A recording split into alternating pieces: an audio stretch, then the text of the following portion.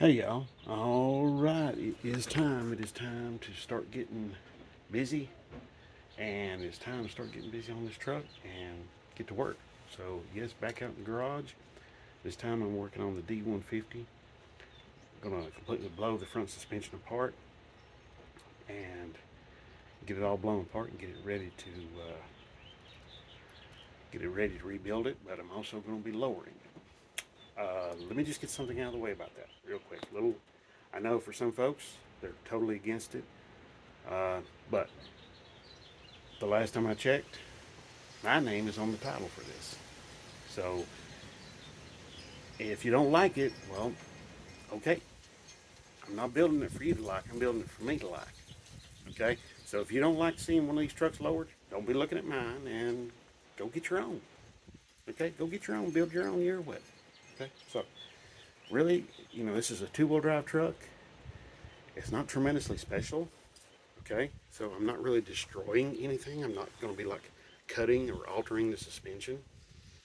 I'm not going to be putting nothing goofy on there like coilovers or stuff like that. So if so it's still going to be a truck. I'm still going to use it like a truck. It's not going to be scraping the ground. It's not going to be like not able to drive over little speed bumps and crap like that. I'll still be able to do that. When I'm lowering this, I'm only dropping the front end 2 inches. So it's going to be a mild drop. Okay. I've got lowering shackles for the rear too. So, and, but, as far as I'm concerned, as far as two-wheel drive trucks are concerned, yeah, they look pretty good sitting at stock ride height. I mean, this one's been this way for, well, ever since I bought it. Well, ever since it's been built, 92. So I want to lower it. I've been wanting to lower it for years. I've just not had the opportunity. Now I've got the opportunity, and I'm going to take it. So there we go. And the other way two-wheel drive trucks look good is like stock ride height lowered, or the desert racing pre-runner look. Yeah, I like that. So anyway, okay.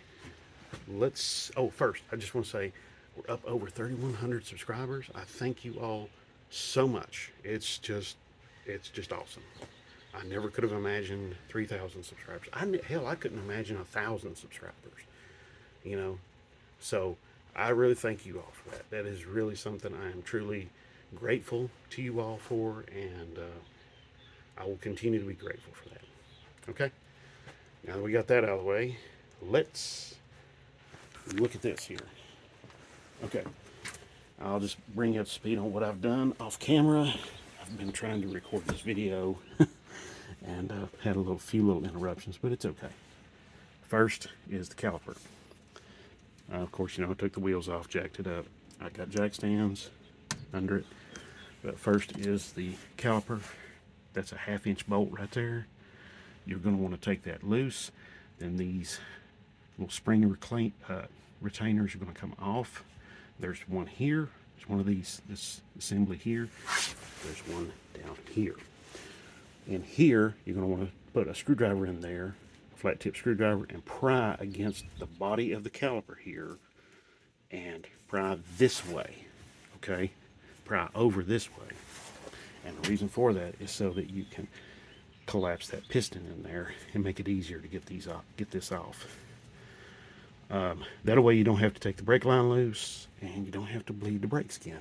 Don't create more work for yourself. As you can see, I have sprayed everything down. I should have been spraying this stuff down several days ago, but I just didn't think anything about it. Silly me. So, as you can see, the bushings are showing their age. That's the factory bushings. And well, my light just died. Isn't that convenient? Okay. But anyway, yeah, so this is all going to be coming apart. This is all still together. The shock right there, that's 2 9/16 bolts, or nuts, sorry. And then down here on the bottom, there is 2 1/2-inch bolts on the bottom. The shock goes up through the bottom and bolts to the lower control arm there. Okay, so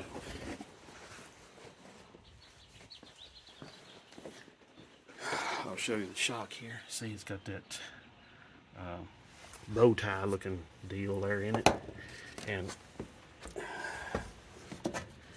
the shock just comes in through the bottom, and yeah, it's hard to see it, but there's little places there. There's a hole there in the center of the control arm where the shock comes up through there. There's 2 of them bolts that holds it in there, and they're 1/2-inch head. So, all right, I'm going to set you all up, and as you can see, I've already got the caliper taken off. I've already got the shock out. So next, I'm going to start working on getting maybe the lower ball joint taken loose, or maybe, yeah, probably the top ball joint. But honestly, though, I think I'm going to do something else. And this is where we need to start talking about safety. Okay, this is your coil spring. Okay, it is very, very strong. It's under a lot of tension, a lot of pressure. Okay, this is nothing to joke about. This is very serious stuff. You need to collapse that spring somehow. I've got the strut spring compressor and a coil spring compressor. I got these from Advance, bought them through them years ago. And there's the part number right there, and there's the part number on this one. Now, AutoZone has these as well. You can rent them or you can buy them. You can even buy them through a whole bunch of different places. Harbor Freight, Summit Racing, Jags, Northern Tool, Speedway Motors. I mean, there's just a long list of companies that sell stuff like this. So, and they don't have Amazon, you know, I mean, good grief, you know, you can even get these off Amazon, and you don't have to spend a fortune buying them. Okay, so I'm gonna try to use either one of these to collapse that spring and get it collapsed, and I'm gonna do that next, and I'll show you how to do that. But first, I'm going to set up the camera, and I'm gonna so y'all can see what I'm doing, and then I'm also going to probably get another light and get that one charging. So I'll be right back. Okay. Oh my word! I'm just telling you, these tools here, they leave something to be desired. I'm just going to tell you right now. I'm using one of both, and I'm using a safety chain to catch things just in case. So I'm taking this all very, very seriously. It's very important. That is a lot of pent up stored energy, and while you may have most of it taken care of when you get it collapsed like that, it doesn't hurt to take a few extra precautions with like that chain or something like that. So anyway, I just wanted to point all of that out to you all. Okay, next is going to be, I've just got the caliper sitting here because it was kind of in the way sitting right here. Okay, so the caliper's just laying on here. All right, that's all there is. Next, I'm going to be probably going to take this top ball joint loose. I'm going to have the jack under the control arm here for further insurance. So we'll just go ahead and do that right now.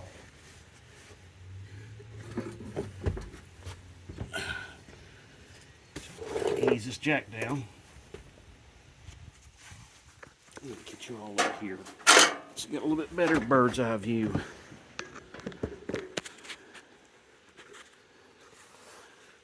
There we go.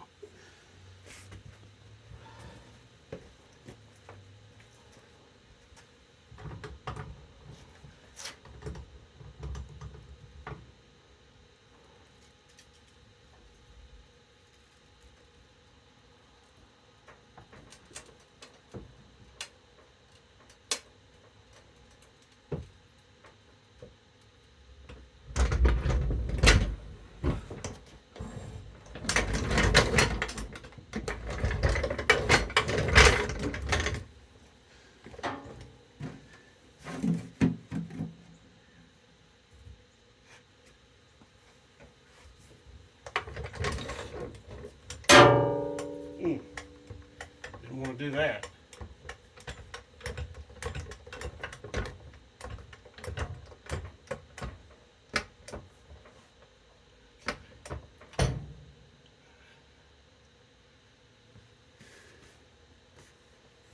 Okay, I've got the jack positioned under the control arm, so that's going to be really important. So next I'm just going to take the ball joints, start taking the ball joints loose from the spindle and get that spindle out of the way. So I think first is going to be the top ball joint. So, okay, here we go. There's going to be a little cotter pin you're going to have to overcome. They're just usually, yeah, you see it right there beneath the stud of the ball joint. Just a little cotter pin, not a big deal.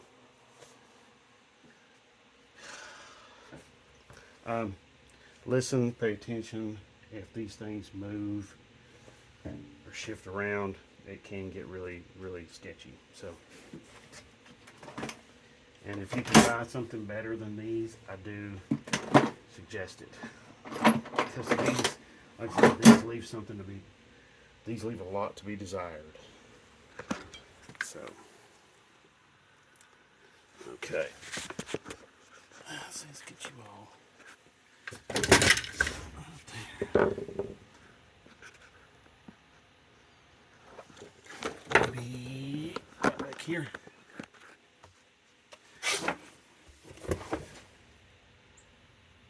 Okay.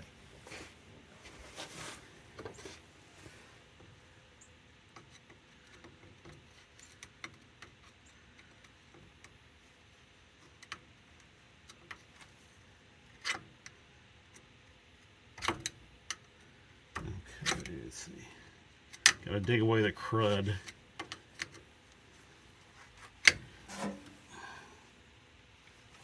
I think maybe it's over here on the other side. Okay.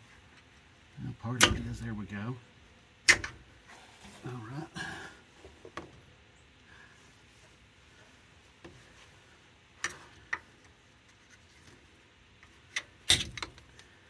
Okay.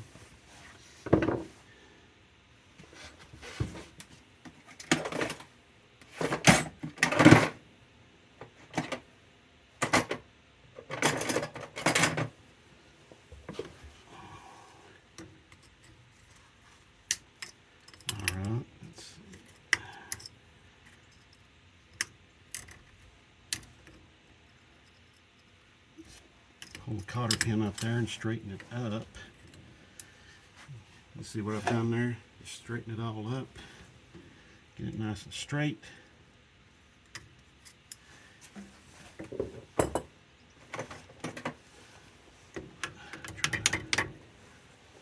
Back it out just a little bit. Use some wire cutters just to grab a hold of it on the other side over here. Pull it out.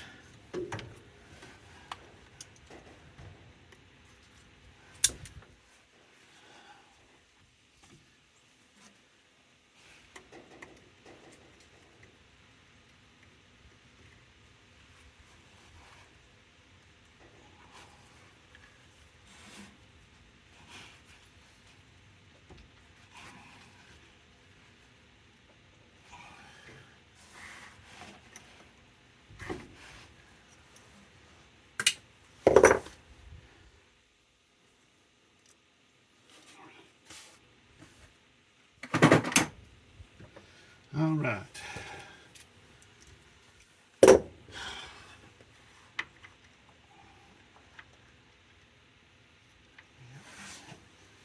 Probably going to be a 13/16. Oh, that is a 13/16, so it looks like it's a little bit bigger than that.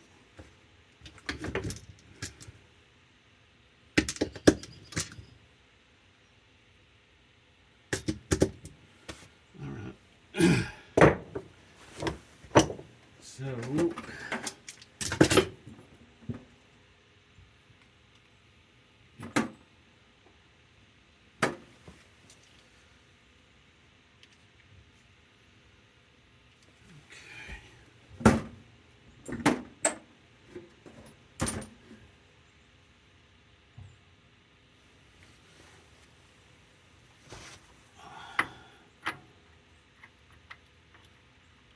hell. Let's see. All right.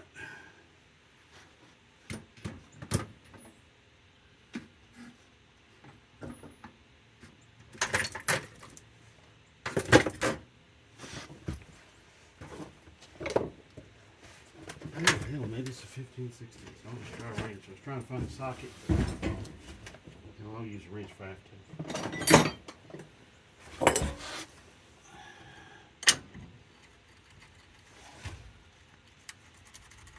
It is a 15/16. And it is tight. Very, very, very tight.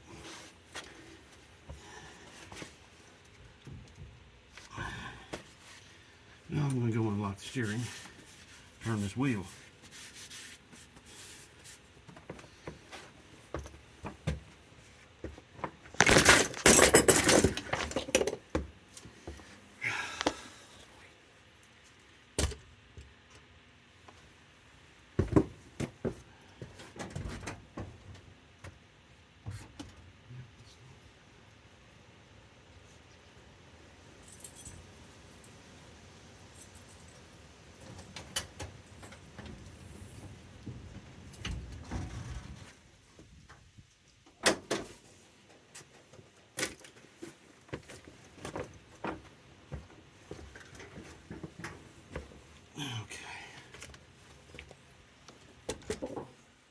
Let me go see if I've got a 15/16 socket somewhere. I should have.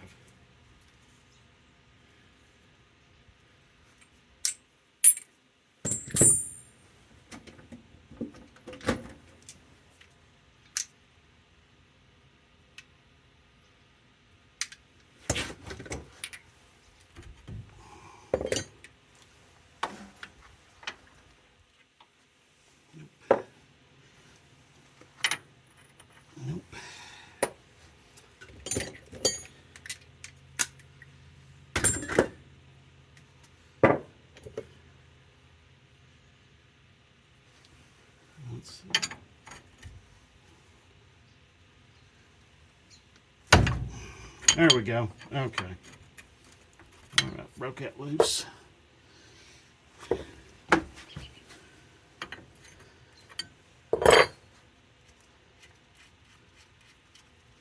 Okay.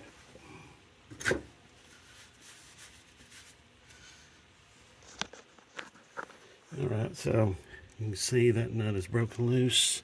Gotta do the same on the bottom, but first I'm going to get that before I take the nut off completely.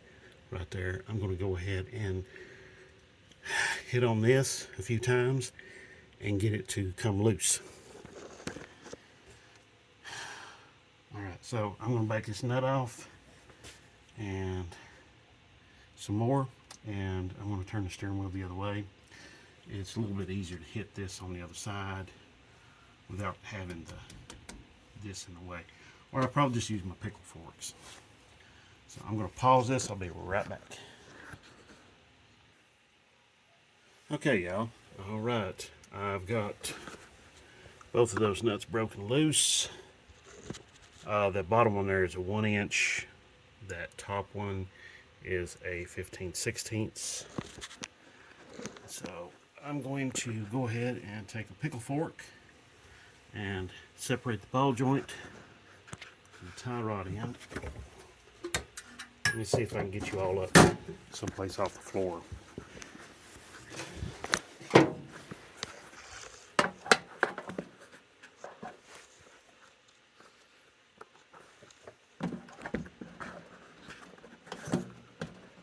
Okay.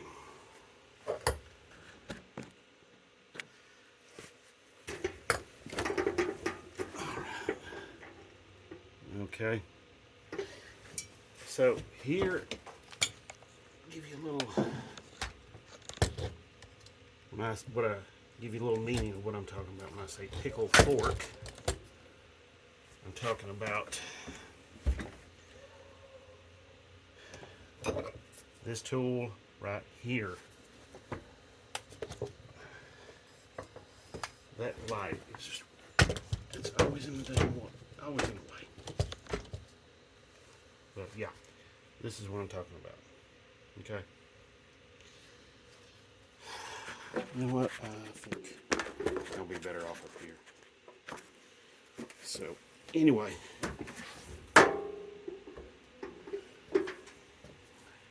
Now, there's this one has interchangeable ends. So, what I'm going to do, I'm just going to use a bigger one.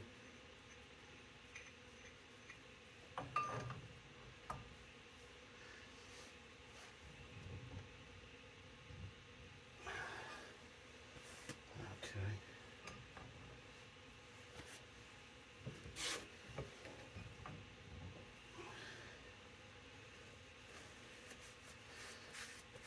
Now this is grunt work, so there's a lot of heavy hitting and banging and stuff like that. A lot of grunts.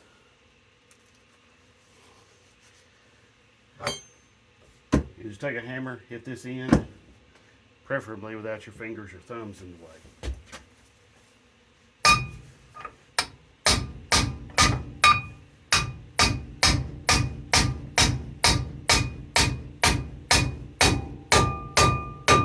You hear how it's changed a little bit, the tone? Pay attention to the tone.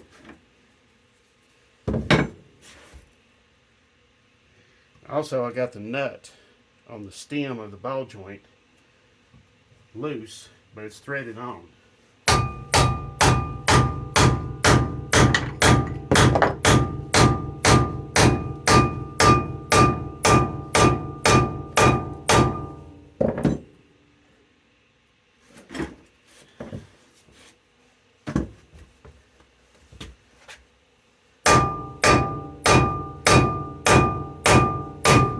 There we go. See it pop.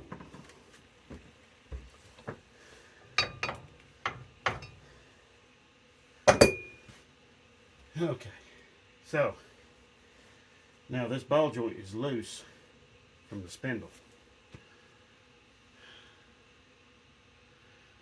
So now what I'm going to do,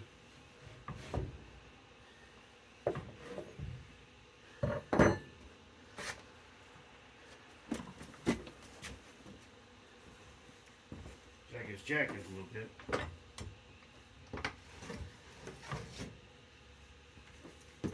Not a lot.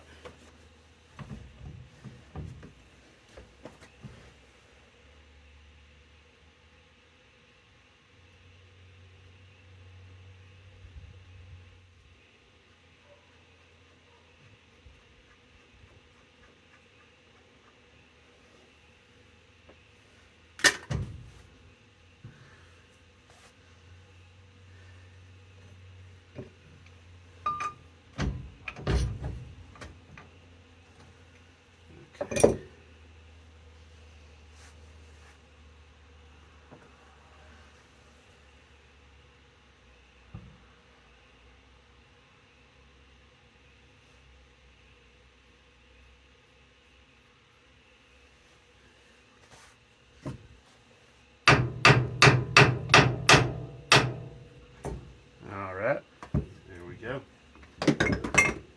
Okay.